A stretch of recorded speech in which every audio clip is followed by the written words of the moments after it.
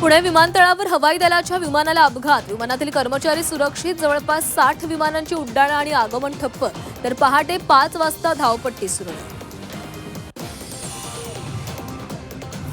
जितेंद्र शेळकेंच्या अपघाती मृत्यूवर अनेकांना शंका, सत्य बाहेर येऊ नये यासाठी जितेंद्र शेळकेंचा अपघात घडवल्याचा तृप्ती देसाई आणि सुषमा अंधारेंना संशय. नाशिक लैंगिक शोषण आणि धर्मांतर प्रकरणातील आरोपी निदा खान मुंब्रामध्ये असल्याची माहिती. मुंब्रा पोलिसांच्या मदतीनं निदा खानचा शोध, तर निदाचा पती पोलिसांच्या ताब्यात. दीपक लोंढेची काल 12 तास कसून चौकशी, आज पुन्हा एकदा चौकशी होणार. समता पतसंस्थेमध्ये लोंढेच्या नावानं 4 खाती. विक्रोळ येथील ड्रग्ज तस्कराच्या कार्यालय घरावर हातोडा, पोलिसांची तोडक कारवाई. गोरेगाव ड्रग्ज प्रकरणानंतर पोलीस ऍक्शन मोडवर. जातनिहाय जनगणनेचा पहिला टप्पा सुरू, केंद्रीय गृहमंत्री अमित शाह यांची लोकसभेमध्ये माहिती.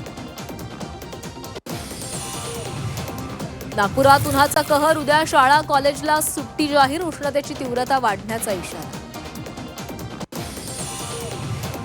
कोकणात बैलगाडी शर्यतीचा दुरळा, चिपळूणमध्ये कांदवड कालभैरव चषकाचा उत्सव, चित्तथरारक शर्यतींचं दृश्य ड्रोनमध्ये चित्रित. डोंबिवलीमध्ये तोल गेल्यानं नागरिक खड्ड्यामध्ये पडला, रस्त्याचं काम सुरू असताना नागरिकाचा तोल गेला.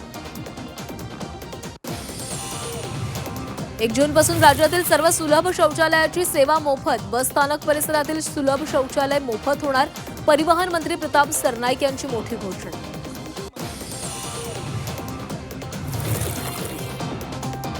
पुणे मनसेमध्ये मोठे फेरबदल होणार, पक्ष मजबूतीसाठी मनसे नेते अमित ठाकरे ऍक्टिव्ह मोडवर. पुण्यात अमित ठाकरे भाकरी फिरवणार. रिक्षा टॅक्सी चालकांसाठी मराठी सक्ती केल्याच्या निर्णयावरून मुंबई हायकोर्टाची राज्य सरकारला नोटीस. मराठी सक्तीचा निर्णय असंवैधानिक असल्याचा नोटिशीमध्ये दावा. राज्यातील 6 जिल्ह्यांना आज पावसाचा अलर्ट, विजांच्या कडकडाटासह वादळी वारे वाहणार. पावसामुळे जिल्ह्यांमध्ये गारवा जाणवणार. राज्यातील अवकाळीमुळे झालेल्या नुकसानीसाठी मदत जाहीर. ऑक्टोबर 2025 ते मार्च 2026 पर्यंतच्या नुकसानीसाठी भरपाई, शेतकऱ्यांच्या खात्यावर थेट आर्थिक मदत. महाराष्ट्रासाठी पुढचे 4 दिवस महत्त्वाचे, मराठवाडा, विदर्भ, मध्य महाराष्ट्रासह कोकणाला उष्णतेचा अलर्ट.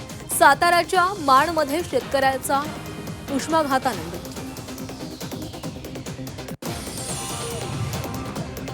इराण अमेरिका तणावादरम्यान जगाला मोठा दिलासा, अखेर इराणकडून होर्मुझची सामुद्रधुनी पूर्णपणे खुली. आंतरराष्ट्रीय व्यापाराच्या दृष्टीनं सकारात्मक पाऊल.